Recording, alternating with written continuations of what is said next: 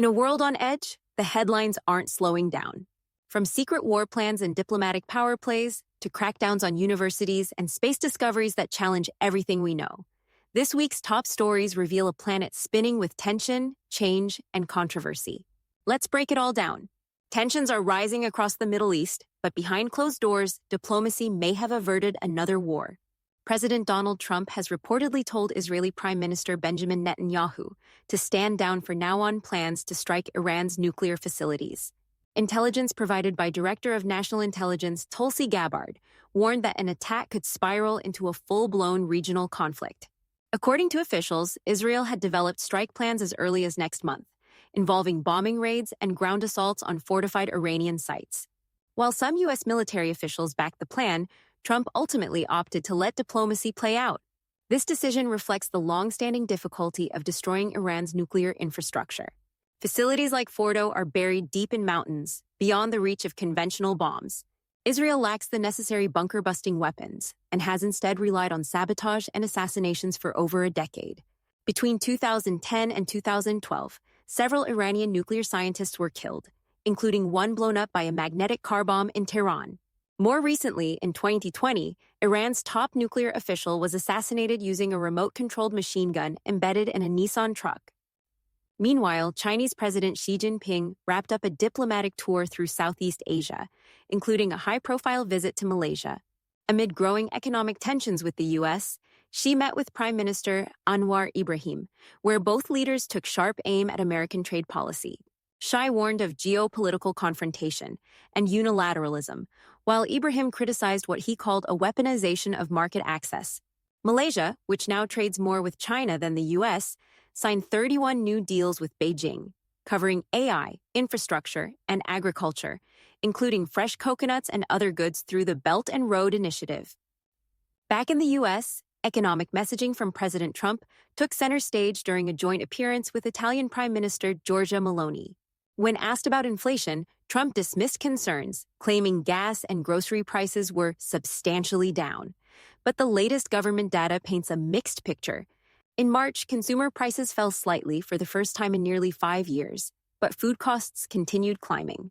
Eggs were up nearly 6%, and meats, dairy, and beverages all saw increases. Natural gas jumped over 3.5%, and electricity ticked up. Still, gasoline prices dropped more than 6%, and travel costs, including airline fares, also declined. In New York, a federal grand jury indicted Luigi Mangione on multiple charges, including murder through use of a firearm, stalking, and weapons offenses. The indictment makes Mangione eligible for the death penalty in connection with what prosecutors call a targeted killing of a corporate executive. Meanwhile, Harvard University is facing the most aggressive federal crackdown in its history. After refusing to comply with demands related to anti-Semitism and foreign student activity, the Trump administration is moving to revoke Harvard's tax-exempt status and bar it from hosting international students. DHS Secretary Kristi Noem has already canceled millions in federal grants and warned that Harvard could lose its ability to admit students from abroad unless it complies by April 30th. Noem called the university a cesspool of extremist riots and accused it of endangering national security. While that plays out in academia, the U.S. Navy is seeing major success in the Caribbean. In just 72 hours, the USS Minneapolis-St. Paul intercepted 2 major drug smuggling operations, seizing over 1,300 pounds of cocaine and nearly 2,500 pounds of marijuana worth more than $12 million combined. These early wins came just weeks into the ship's maiden deployment. Following a deadly shooting at Florida State University that left 2 people dead and 5 injured, President Trump reiterated his strong stance on the Second Amendment.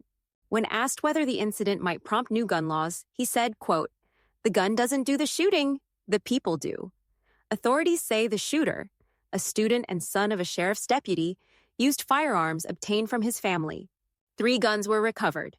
No motive has been released, and classes are suspended through the week. In immigration news, illegal border crossings in the U.S. have dropped to their lowest point on record. Customs and Border Protection reported just over 29,000 apprehensions in March, a staggering decline from nearly 250,000 a year ago. Homeland Security credits stricter enforcement of registration laws and a new self-deportation app promoted by CBP. President Trump says he's willing to work with employers to bring some undocumented workers back legally if they leave voluntarily and are endorsed by American businesses. In the courtroom, Google is facing a historic antitrust ruling. A federal judge has found the company illegally monopolized parts of the online advertising market, specifically its publisher ad server and ad exchange platforms. The Justice Department wants to break up the company's ad tech empire, and a separate case set to begin next week may even force Google to divest its Chrome browser. On the energy front, nearly 70 coal-fired power plants have just been granted exemptions from federal rules limiting toxic pollutants like mercury and arsenic. The move, tied to an executive order from President Trump, aims to boost coal production and grid reliability. Critics say the decision prioritizes polluters over public health, with environmental groups calling the exemptions a national security risk. And finally, scientists may have just found signs of life on another planet.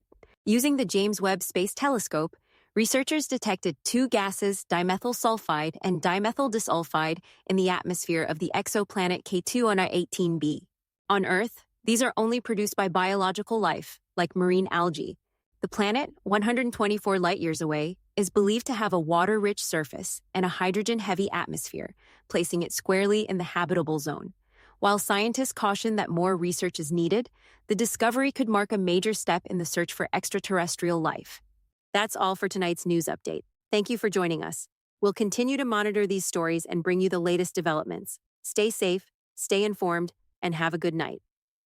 If you enjoyed this video, don't forget to hit the like button, share it with your friends, and subscribe to the channel. And don't forget to turn on the notification bell so you never miss an update.